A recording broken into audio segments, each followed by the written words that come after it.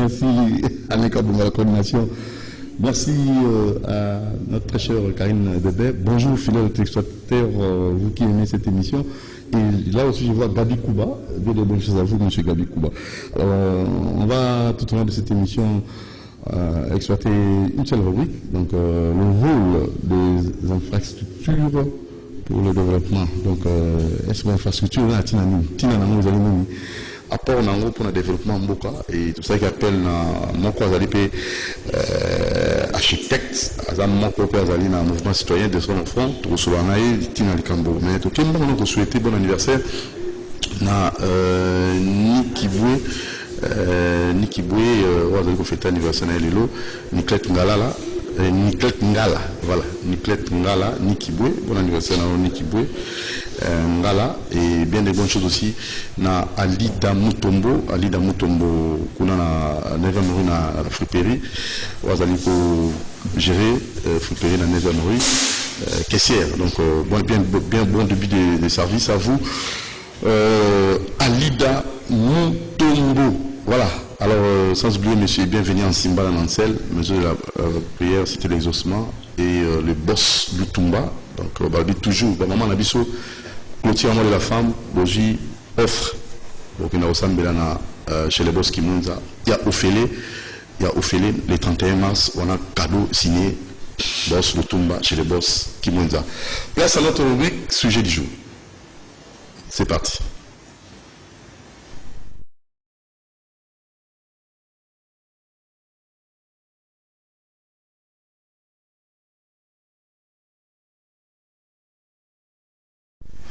Voilà, merci beaucoup, merci Alain Kabongo. Alors, techniquement, rapidement, monsieur Nefi. Bon. Madame, papa. Santé, vous allez bien, monsieur Nefi. En tout cas, santé. Mon sentiment. Président adressé au Fonds Mouvement Citoyen, architecte. Oui, oui. Moi, je veux d'abord, tu as commis en adresse à Sika.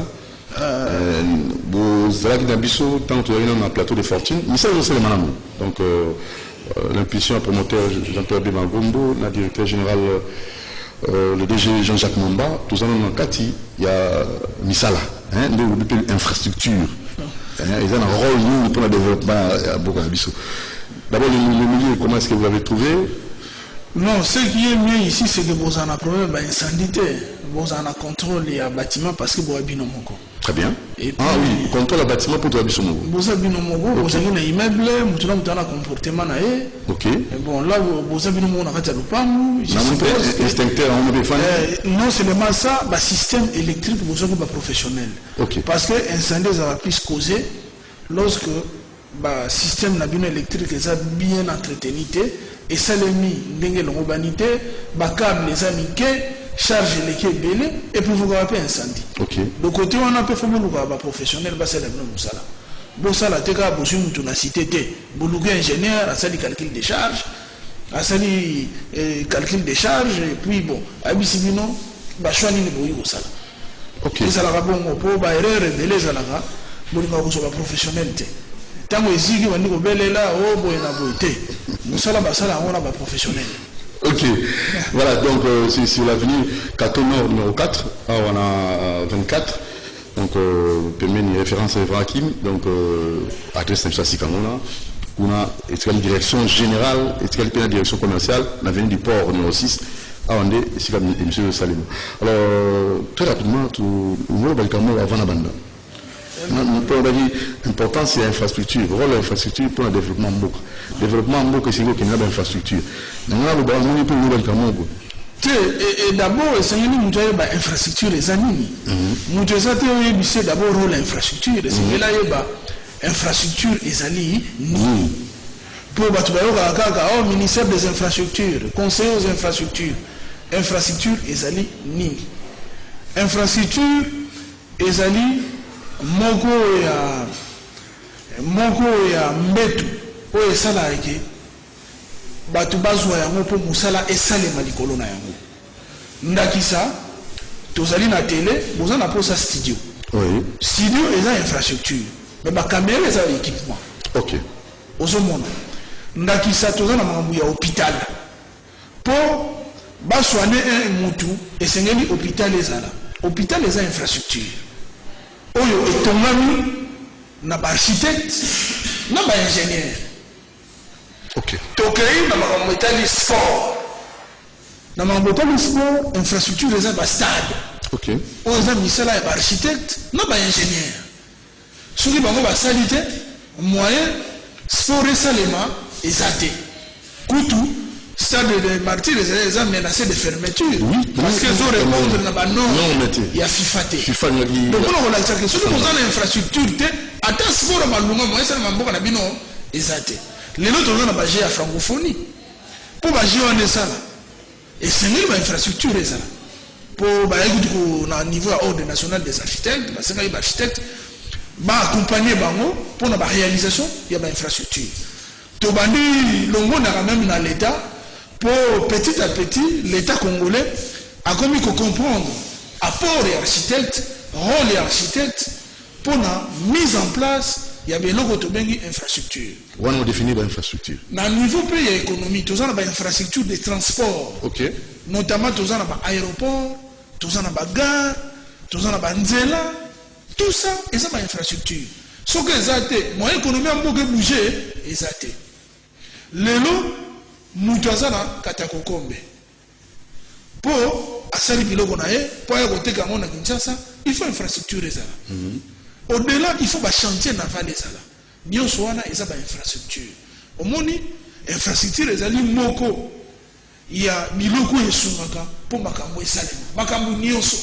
Donc, Boka, c'est ce que vous Biso architecte, technicien, tolobi boye. Oui. Développement mon côté. Et puis qu'on s'en demande à mon kilo au socle infrastructure les athées.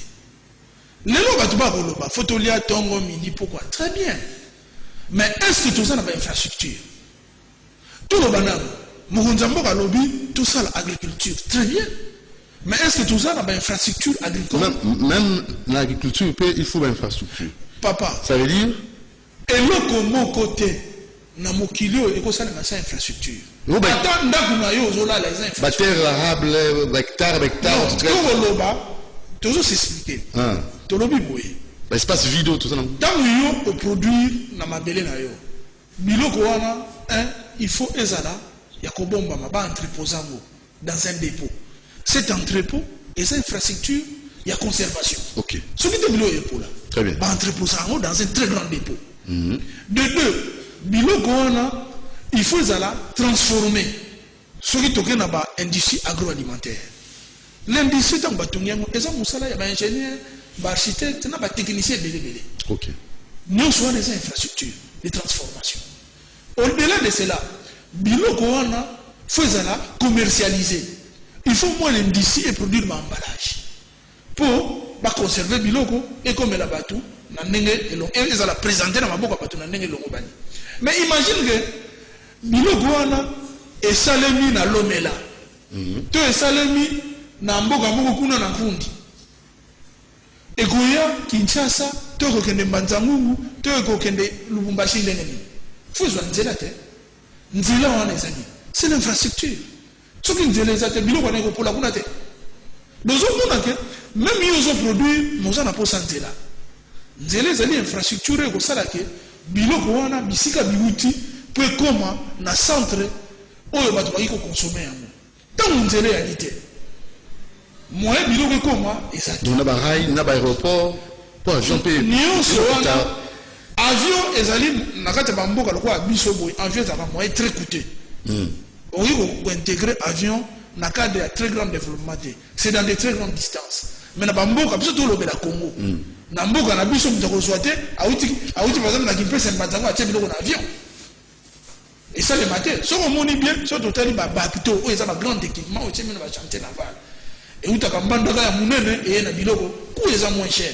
Parce que biso to na avantage on ba coût d'eau elele. Ozomona faut ba port, o eza ba infrastructure de transport et ça. Parce que port eza infrastructure de transport. Il faut appeler la qualité pour lever la norme. Na ba norme. Et bon tout ça il constate ba port na biso dans les. Non, il faut comprendre que na minute yo bon, c'est comme si tout est à refaire. Na mboka na biso makambo eza moins ebele. Ebele penda ya kosala misusu ezali mais eza bien entretenu te. Eza la qualité ya sécurité makasi te. Ozomona. Mais de biso sujet na biso to s'appesantir kaka na ba porte mais to loba c'est l'ensemble des infrastructures na kati ya mboka parce que c'est nini to miko sa te biso na kati ya mboka oyo ba infrastructure malungu ezali te. Voilà votre micro. Ba infrastructure ezali te mboka na biso eza penza na ba infrastructure te tokoki lelo ata mokonzi ya mboka akopesa promesse bolia tongo ti pokwa biso tolobi so infrastructure eza na moto eza na lokuta pour moni politicien akoluka bino bofla aflater bino apesa bino ba espoir ebelebele mais ba espoir komanda koya tant to komona nzela par exemple bandundu te route nationale esalemi ba espoir koya tant to komona mokonzi ya mboka a lancé ba chantier naval ya minene parce que mboko maele ezangi te tomonaki ingénieur moko te kosala bateau na niveau ya Goma bateau ya munene commande bapesaki ye bateau nyonso batali il y a des Congolais qui sont capables de mettre en place même des bateaux d'élite faut qu'on drague banzela wana neti fleuve ezala drague toza na rivière Kasai il faut qu'on doute yango na bateau ya solo et puis il faut qu'on sala banzela pas banzela oyo kosali une année après mabulu limité faut qu'on sala auto bengi techniquement ba chaussée rigide ba chaussée ya makasi ya béton o ezata ngo sala yango 50 ans après moyen bole kasuwana ezalité tant mokonza mboka bato gouvernement et douter mboka na babiloko ya ndenge wana okomona ke stabilité ya mboka evandi en principe le gouvernement actuel ezali gouvernement ya ba promesse belebelete ezali gouvernement oyo sengela atike la biso ba infrastructure atike la bino parce que soka atike moté oui développement non seulement ko salate to ko zela susu aya kwa banda développement donc les gens nan to bandi ko sala eloko moko eloko ezalité to ko sa te ne dis pas ça non omoni mboka oyo to ko sa batu donc ça c'est la vie donc lundi biso to lo ba bisika au développement c'est otongi bisika pour développement et banda wana fo bisika na ala mboka la biso na tongami donc on a pourcentage en termes de pourcentage en tout cas biso to lo ba to zana infrastructure to zana ngawa ata 10%. Je peux dire, je suis désolé, n'a pas son d'acquisa. Tout ça qu'on a pas de l'estage. Oui. Pour la nuit. Bah, infrastructure, tu mets un barrage hydroélectrique. Est-ce que, et qui peut faire ce courant? Ça aussi, il y a une infrastructure. Et c'est une infrastructure. Infrastructure du génie civil.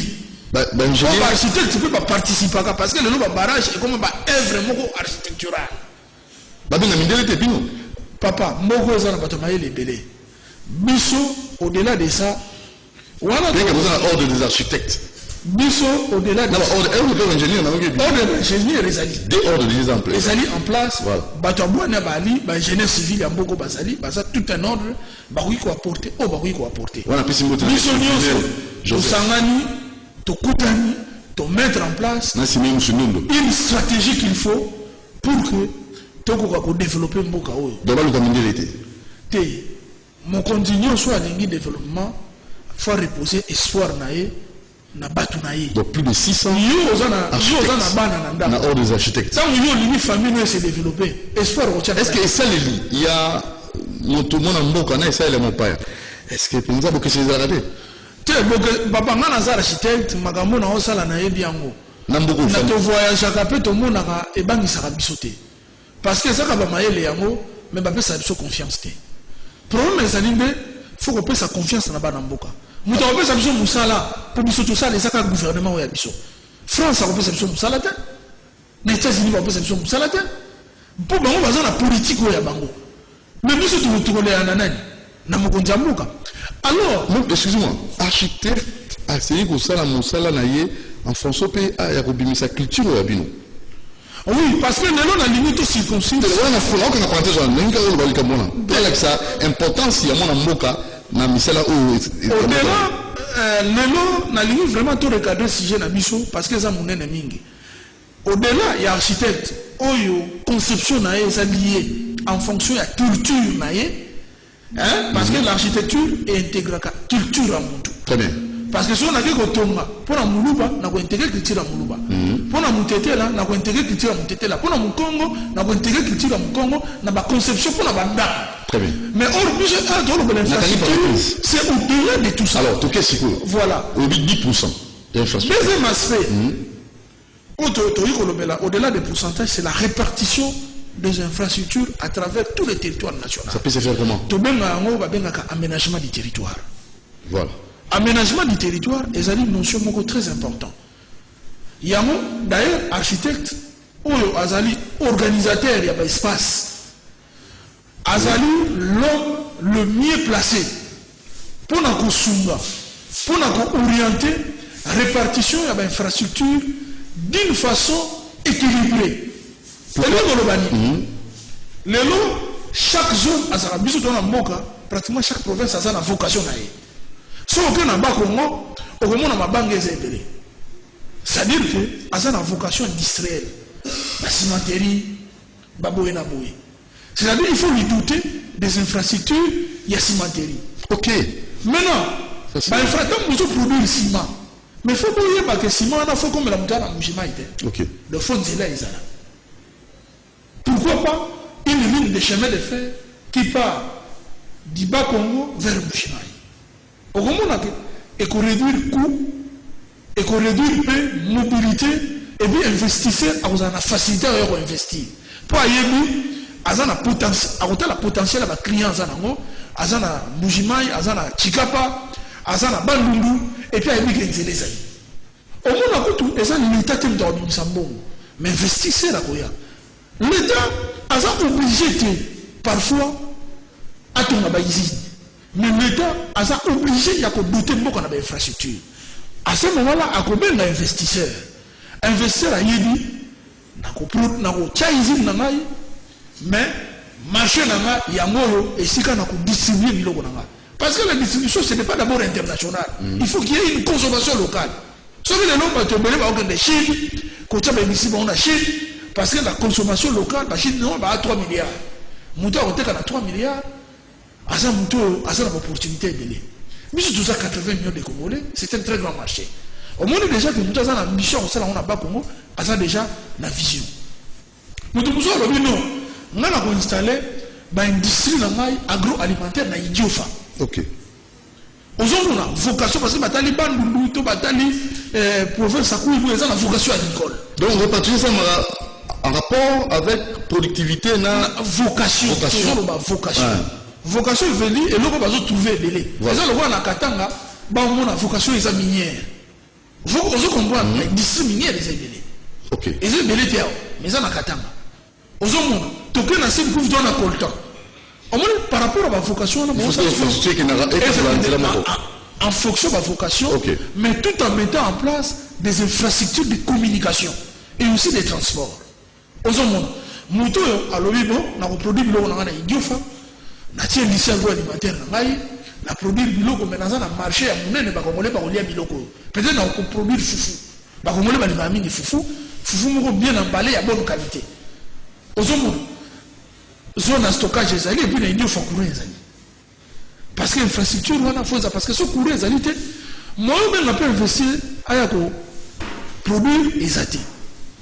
Est-ce que vous comprenez que le développement est ça ignorant il y a pas biloko belé sur le temps où politiciens zoya azo so que lobby yokolia tout le monde dit pourquoi vous montrez kazo kosa parce que après cette infrastructure adéquate faut pas comprendre que RDC ça qui tient sa tête 80 millions de Congolais sont à Kinshasa.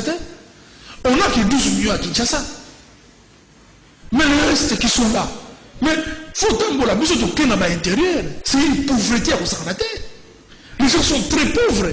Au Ghana, dans le village, au Kassambondo, les gens sont une pauvreté inexplicable. Mais dans une zone minière. Oui. Peux-tu comprendre cela? Oui.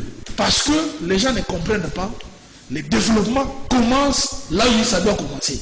C'est la mise en place des infrastructures. Et puis, ce que l'infrastructure est allée, au monde que les investisseurs ont facilité à voir dans le pays.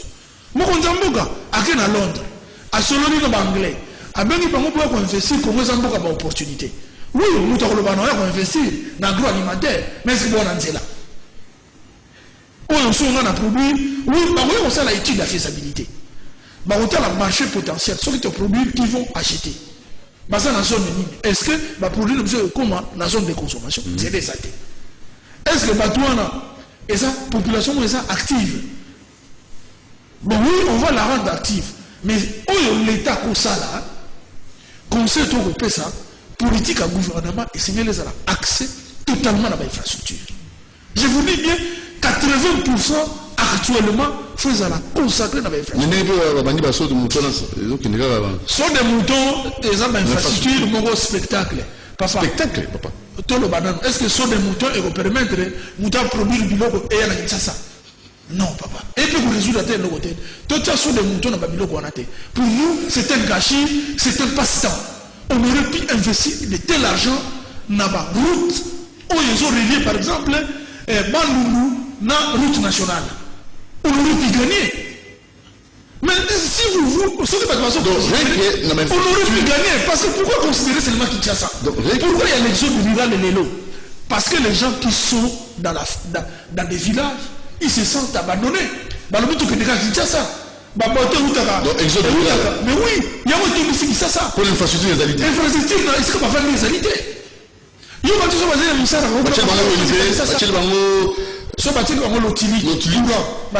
aussi créer les emplois. Nous avons une zone de consommation. L'infrastructure à solo, il faut créer l'électricité. Tant on crée l'électricité, on crée moyens de transport, on crée port, au moment où l'industriel vient investir. Je te donne une ville roi à Mbandaka. Na mbongo basali so de moto so basala ki mo barrage na Mbandaka. Ba ko créer industrie kuna te ya sieri et production ba bois ole ba bois ya la biso na ba grille ba sala même pas fini et créer misala te. Parce que doit na busa ba bois. Donc tout le monde ba voyage mo ko basali so ça na ngoti à se concentrer dans l'infrastructure. Je vous dis ce qui itinéraire de triste mémoire. Elle moko ba lema ba sipela ba ne pas sur tikela bango ba maman na ba infrastructure en Allemagne. Oui bien, mon coup tout ça tikela ba biso ingate. Ata to finga ye. Tomato na courant. So ka zela maniela utika ingate. So ki mon but ça ataka maniola te. Bi est-ce que vous avez un stade na mboko? Ndemo na obetama. Atika na sur le TBC. Il y a mon élève. So ka zala jité. Tomato na difficulté. C'est comme si les gens ne s'y rendent pas compte. Bah, tu vas se rendre compte. Comment tu vas dire que Coco Sabino, mon côté, mon côté, avant de savoir que l'odeur, on va se faire le Rolia, boyer, vient le Gobunga, sans que, avant de retourner la maison, il faut retourner. Faut qu'on ait pas retourner. Moi, c'est ça,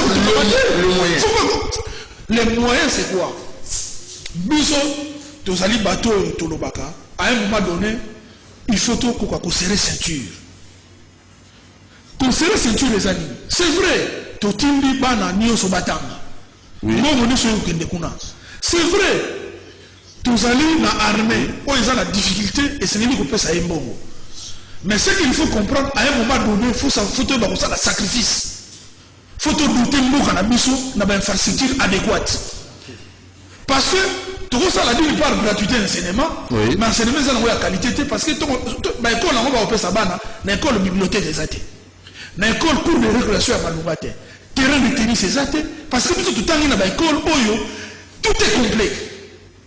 Vous avez un terrain de basket, vous avez un terrain de tennis, vous avez une bibliothèque, vous avez un laboratoire. Dans l'école, je vous dis. Est-ce que vous voyez ça? Dans l'école, vous avez un Kinshasa, c'est ça, de quoi parle-t-on? Gratuité, oui, mais de quel type d'école? On n'a pas d'infrastructure. Il faut d'abord commencer par construire des bonnes écoles. Nous avons une école.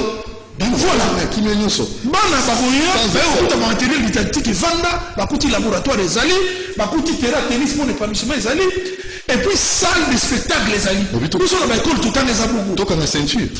Il faut développement pour lier ton petit peu que ça les noter. Nous t'avons ça noter. Koulia. Ton nom mini pour quoi? Bah tu passes au misala et qu'on ça les noter. Nous tout fait bandana nous par côté ngamoka, pour douter dans l'infrastructure, après le relever le développement. Mais vous n'avez aucune infrastructure, vous dites qu'il y a développement. L'horizon 2030. Mais elle m'a dit que plus politique, je vais vous donner Félix Tshisekedi à Zaboye, tel à Zaboye, tout le monde populaire. Mais ça, c'est pas la politique, c'est la politique du développement du pays. Oui, mais ils ont le développement. Oui, il y a un développement. Est-ce qu'il y a la coloration? Est-ce qu'il y a la coloration politique? Non. Pour l'intérêt général. Pour ça, le mouvement de son front pour lutter contre la pauvreté. Nous avons sali que domaine où on a la sali l'architecture et ça dit domaine où ils sont à l'avant-garde du développement. Nous voyons partout dans le monde. Au Congo, on n'a jamais un président de la République qui a conseillé aux architectes. Oh. Parce qu'il a toujours une stratégie. La plupart sont des architectes. Pour quelle importance? Mais quand c'est Bissot, tout ça va organisateur de l'espace. Bissot, on va conseiller l'infrastructure. Bissot, on peut savoir la vision et la répartition à travers l'espace. Mais non, pour les architectes, ils sont pas comme c'est comme ça. Au moment où je te donne l'exemple d'Hitler. Hitler a terrorisé du monde. Son plus grand conseiller en armement, c'était un architecte. Ce qu'on est parmi les pères fondateurs des États-Unis. Thomas Jefferson, c'était un architecte. Donc, conseil bossé à mon c'est un architecte. Bien sûr, c'est un grand stratège. Parce que mon condi, Abandakana ne parle pas de nous devons saluer. Développement de mon côté, et nous concernons la infrastructure les athées. Tout le monde développement ça domaine de l'économie c'était au départ. Et ça dans le domaine il y a juriste c'était il y a journaliste. Et ça développement ça dans le domaine à bateau ça ça. Attends, soit tu es en avant-plan. La politique du gouvernement.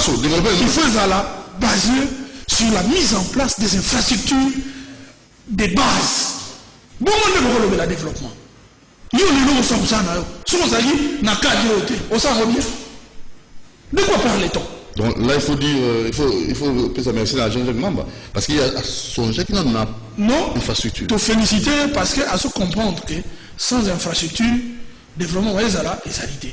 Mais il faut peut-être que ça soit l'architecte, l'architecte intérieur, il peut pas aller au espace à l'intérieur. Il faut que ça soit très professionnel. Il faut que ça conseille, il va aller. Tu vas dire conseil, on a mis sur l'architecte, et puis on a lobby. Ok. Voilà, parce que nous sommes professionnels et un métier. Donc, sans effort, il faut que professionnel à l'équipe, professionnel à l'équité. Prochainement, il faut que nous ne soyons pas professionnels. En tout cas. Il faut que nous le mettons, parce que c'est un métier. Il faut que nous ne soyons pas professionnels. Vous allez trop cher. Tout ça cher. Nous sommes moins cher, mais la peinture. Tu n'as pas caro. C'est ça le moins cher. Tu as la peinture, je même dans le finissage. Ah, finissage, c'est nécessité. Ah, mais c'est ça. C'est ça. Donc, prenez des bons, beaucoup moins même interrupteurs de qualité. Oui, même interrupteurs au besoin de qualité. On se dit que interrupteur à qualité au sommet hôtel place. Comme on a un hôtel, caractéristique dans le boy. Sauf que nous avons dit, noblesse c'est ça. Parce que noblesse, c'est dans l'artisanat. Ça, c'est le concept des architectes. Au sommet, on a dit, nous avons dit, c'est un peu dans les bois. Moi, je suis tableau. Moi, tout chez Zalaki. Oui, mais à Tabo Banda, Bobengisa, professionnel, la métier est très important. Mon monde développera toujours dans ma professionnel. Alors, tous en fait, bateau besoin d'habitude, on a à peu près 12 minutes. Ce qui me une question, à côté de testo, 089. 61 52 634 089 61 52 634 Tanga pour monsieur Ndefi Masantima Amira Koyanola Mutuna Nayo peut-être que vous allez lier na sujet na biso infrastructure ezali socle développement sans l'infrastructure développement vous allez le socle du développement l'infrastructure.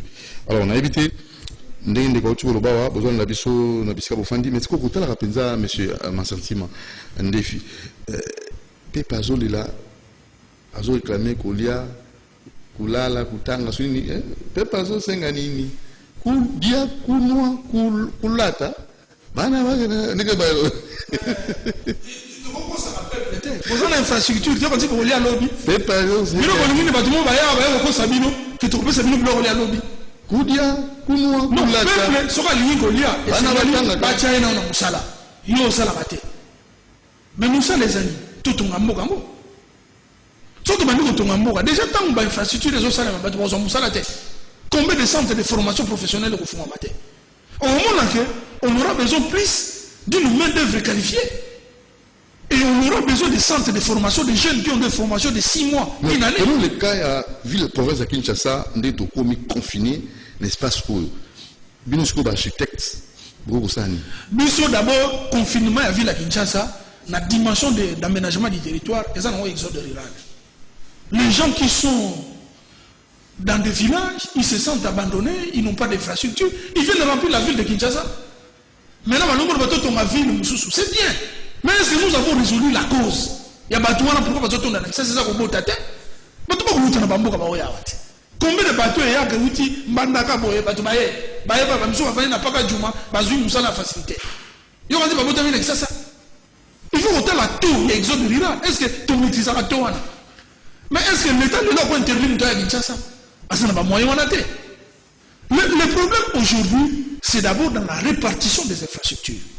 Ce que nous tous, Azana na Mbandaka, Azana Kourana, Azana Industrie, Azana News, Azana Kosani. Nous devons ça pour nous réaliser abandonner à son triste sort.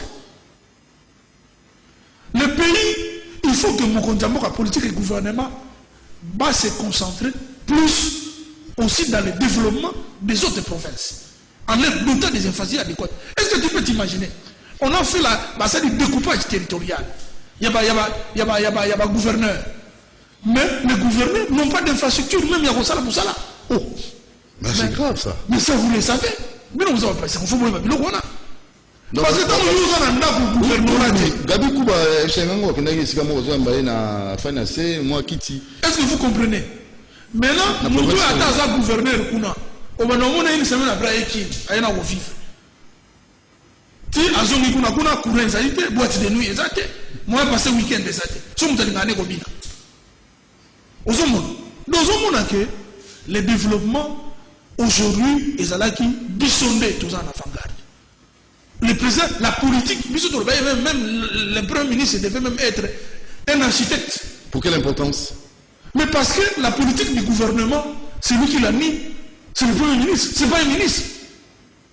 Parce que le ministre ne fait que la politique du gouvernement. Alors, ce qui, le gouvernement, c'est un technicien qui a une vision. Le rôle a mis sur toi en amour. Et moi, il a une puissance, le ministre Niasso. Est-ce que vous comprenez? C'est une économie, c'est maintenant. Ça fait défaut pour tout le monde. Non, ton lobby, ça les défaut. Les économies, c'est gérer beaucoup. Toujours résultat. Bateau va décourager mon bout à ton ingle. Ça va économiste. Parce qu'il y a une valeur, il y a une infrastructure. De génération en génération. De génération en génération, on va diriger, quand on va économiste, on va gérer, c'est économiste. Est-ce qu'on va mécanisme équipement. Ba mécanisme biso ba technicien, biso ba architecte. Tout est là dans ce document. Pour biso ce doyer dans gouvernement politique 100% infrastructure. Je dis bien 100%. Pour ne pas dire bon comme il y aura d'autres charges, peut-être 20%. Attends, tu vas au civica. Ba lobi que type on a côté qui peut bisoter. Même mon colo to kolongwa, ba tu vas biso merci. Au tiré biso biloko. Dora papa Koufa atikela bana immeuble atikela ba loko, papa ça qui dure, ça qui difficile. Mais papa est mort, on va jouir. Parce que bazar infrastructure pratique. Mouton consulté Mao Tse-tung, où il y a mon qui passe à Chine. À l'obé, je vais construire la Chine même avec les cadavres chinois. Ce sont les infrastructures. Mao a tsala ba biloko binene. Yo kanisi pour Chine afungwa après. Abeta kitolo pour nani parce que tant amoni ka combien d'infrastructures qu'il faut. Afungwa li marché. Mais mouton zo investir pour dire que Chine nzela ezali. Coca-Cola, on a déplacé ici dans la Chine pour dire que courant est allé. L'aéroport, mais un homme d'affaires, un homme d'affaires n'a pas de frontières. Tant qu'il trouve, c'est une opportunité. Mais un homme d'affaires, a un Nzelezate, Kourezate, mais vous avez tout passé à Royate. Alors, on est en Asie, pour les Asiatiques va comprendre. Moi, ils se sont dotés des infrastructures, on est à Singapour, les alliés. C'est après, tu vas voir maintenant. Les investisseurs arrivent parce qu'ils vous rencontrent avec ce qu'il faut. Et cette campagne, et c'est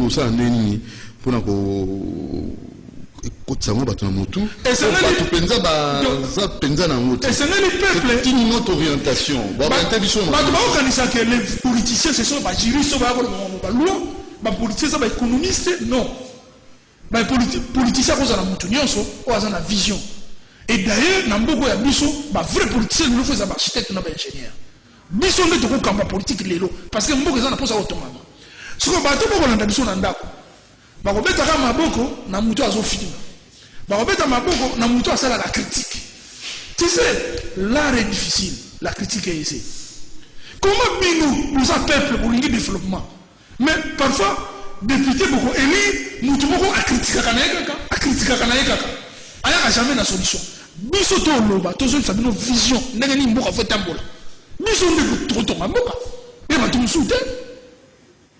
Parce que nous devons critiquer. Félix a fait ceci. Félix fait 5 voyages. Tel fait ceci. Kabila a ceci. Mais si Kabila n'est pas là, qu'est-ce que toi tu proposes? Rien du tout. Si vous prenez en masse, à quel coup on peut savoir que le côté. Pour moi, il y a des moussala. Attends, l'homme a remis des députés dans le contrôle ministre de l'infrastructure. Pour nous, il y a des domaines. Le ministère de l'infrastructure, est-ce que d'abord. Non, le ministère de l'infrastructure, c'est la politique qui a gouvernement. Alors, sa politique n'a été. Toujours politisé. Politisé. Et c'est le ministre Nyonso, c'est la politique au gouvernement apprécié. Ministre a ses cartes à la politique à gouvernement. Soit l'autre. Donc, à ce moment-là, le vrai responsable, c'est le Premier ministre. C'est celui qui doit être visionnaire. Et moi, surtout, que le Premier ministre fasse la vision. Pour qu'il ait orienté la politique à gouvernement vers le développement. Et ça va au moins, chapeler de bonnes intentions, tu résoudre des problèmes, on ne résout pas tous les problèmes en un moment. C'est faux. Toujours le bon côté. Il faut tous s'attaquer dans le rayon où tout le monde est important. Pour le lobby, la génération présente, la génération future. Exactement. C'est-à-dire que tu as 10 milliards de dollars, tu as le monde qui est mis sur l'infrastructure. Tu as mis sur le domaine, tu as géré. Bah, dépenses sont contraignantes. Mais le principal, on investit dans l'infrastructure. Et lorsque vous investissez dans l'infrastructure, il y a maintenant des formations où il y a des domaines où on est salé. Notamment le centre de formation professionnelle pour les maçons, le centre de formation professionnelle pour les ajusteurs, le centre de formation professionnelle pour les menuisiers, le centre de formation professionnelle pour les ferrailleurs, le centre de formation pour les conducteurs d'engins. Et pour les électromécaniciens, il y a Moussala. Parce que pour mettre en place Moussala et la construction, il faut équipement électromécanicien. D'autre part, ingénieur courant faible, technicien spécial, parce que nous allons les Osalem. Quand on a l'électricité, puis on a Moussala, barrage des Osalem, transport à courir des Osalem. Nous avons sauté dans Mboka, Moussala n'a pas les hommes dans Mboka, nous devons savoir que Mboka et ce tombe là. Nous sommes dans le bleu, on est athées. Si vous voulez, vous voulez pourquoi. Mouvement, Bissou, Toré, Samino, Batamaïa, les pays à Mbokoy. Tout le monde va au Samino. Oh, amen. Mais non, mais l'infrastructure les athées. Yo, on l'a vu, on me investissait là, très bien. À Rokedoapi. À reproduire, on a évacué. Mais il n'y a pas moyen. À Royate, investir à Royate. Le partenariat qui est à Royate Otomba. Ce qui est à l'objet avec la usine, Neti, Nambakana. C'est très bien. Mais est-ce que ça n'a là? Ton encourdi, Azananzela. Parce qu'il y a d'autres Lanzela, et Nicolobani. Azota la marché, ça la étude du marché. Donc vous facilitez. Non seulement il va produire, qui vont consommer. Ils sont dans quelle zone est-ce que le produit va atteindre Bango. Mais si on va montrer que le produit n'a pas atteindre Batouanate. Il investit. Mais c'est le schéma le plus facile. Il investit. Le schéma le plus facile. Tout à la montée, tout à la schéma, on a dit difficile et je le temps. Mais c'est ça justement, peut-être que Batou va dans le lobby. Lobby congolais a banana goyoka mutazo critiquer Kabila. Bataki ba on matoi. Ba il va dire que tu peux critiquer mais tant que tu as un esprit à développement moi makambo ke liboso loko la muto ko ndeko critiquer akei. To même la bino discours ya solo. Discours ya développement. Et discours ya développement ba c'est la ceinture. Yo on ça le langa pour lobby olia. Tant que moi ezo beta aux années 50. Vous années 50. Et je sais où ça la sacrifice. Nous avons ça. Politiciens, il faut aussi. Oui. Il faut bercer Bino, mais la vérité est têtue. Au moment où ce moment de salamité, j'ai même ma main à couper à ta Félix. On s'en a mandé 10 ans au lieu à midi. Donc il faut une infrastructure. Pour le développement Mboka. Ah. Parce que non, mais des bonnes infrastructures aussi. Parce que des qualités, des durabilités. Oui. Et ils ont 5 ans. Et ça, c'est la fermeture. Non, on a un entretien.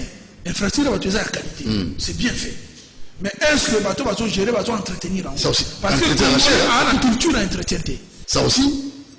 Tant que vous avez une infrastructure, le coût d'entretien réduit quand vous le faites régulièrement. Mais ce boutique est long que pendant 10 ans pour entretenir la terre. Mais le coût d'entretien va devenir encore exorbitant. Parce que c'est là que tu vas mettre tu vas foutre en bon. Pourquoi ils n'entretiennent pas ça? Pourquoi pas une quotité ne va pas dans l'entretien? Mon imboka, tant que moi, ma fille, elle est parce que le stade est géré, il y a un gestionnaire de stade. C'est celui qui doit rendre compte.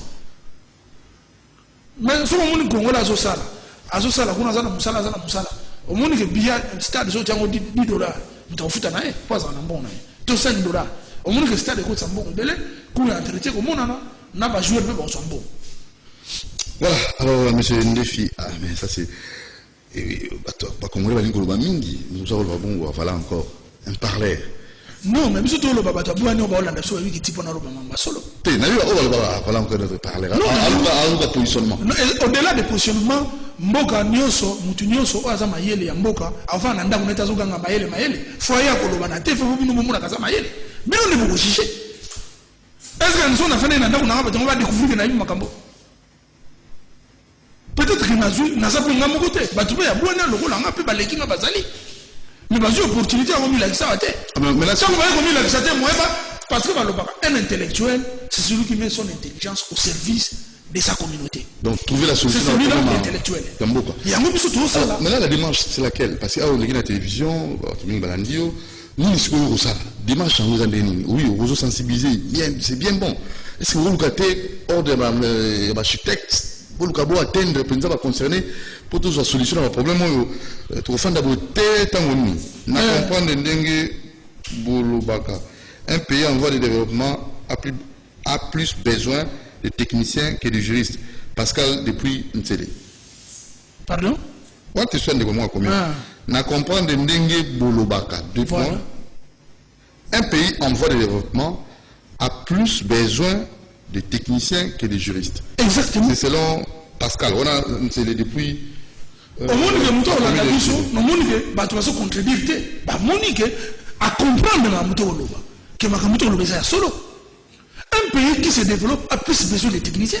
Nous avons besoin de maçons. En Allemagne, un technicien, un ouvrier qualifié, il te roule carrosse. Parce que c'est lui qui construit le pays. Voilà une autre question. La matinale, bonjour, tout le monde. Le monsieur manque l'honnêteté. Voilà, le monde actuel, c'est la complémentarité. Kingai et Bongi Sakate. Donc, par là, il nie l'existence de ses collègues qui sont dans les entreprises. Alors, pour la justice élève une nation. Banzela Oyo, toujours les lalelo. Les architectes, Batongi Yango, qui soit tout nous. Question est Banzela, les autres, toujours les lalelo, les chinois, Batongi Yango. On a répondu. Et puis de deux, cadre la justice élève une nation. Oui, parce qu'on a répondre. Cadre nous parlons du développement. La justice fait partie de l'État. Tout ça, tout à fait d'accord, mais justice, c'est quoi ça les mater sans infrastructure? Parler de justice et infrastructures. Les prisons, ils ont été vivre dans la prison. Dans la condition.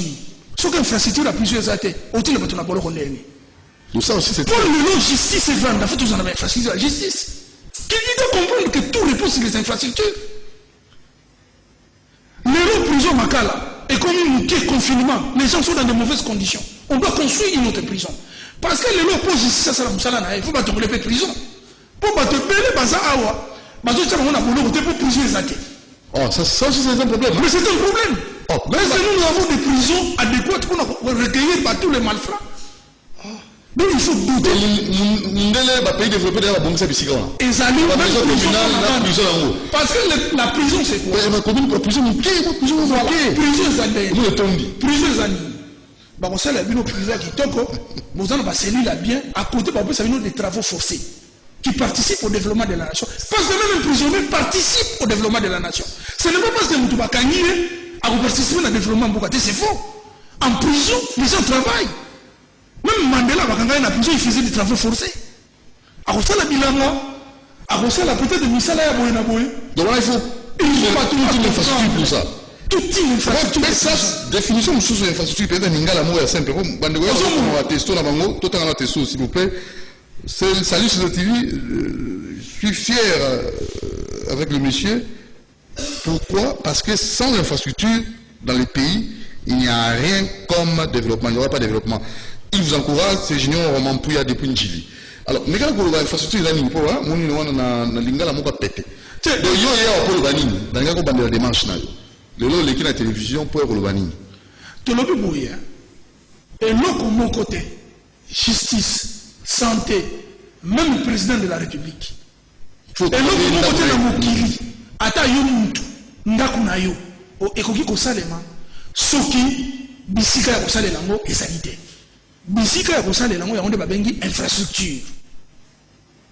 Yo ko loba, oui, on a des économistes très bien, mais banque, les infrastructures, sécurité, il faut ça. Même armée, il faut des infrastructures de sécurité, les bases militaires sont des infrastructures.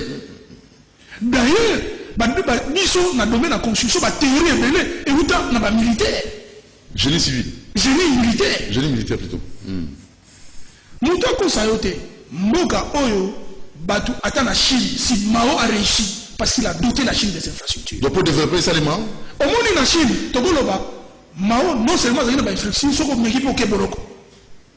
Donc, nous avons l'aspect infrastructure pour nous relaxer l'importance, pondération dans nous. Et nous avons dit que le pourcentage de ces alités. Politique est comme ça, bon, est comme ça.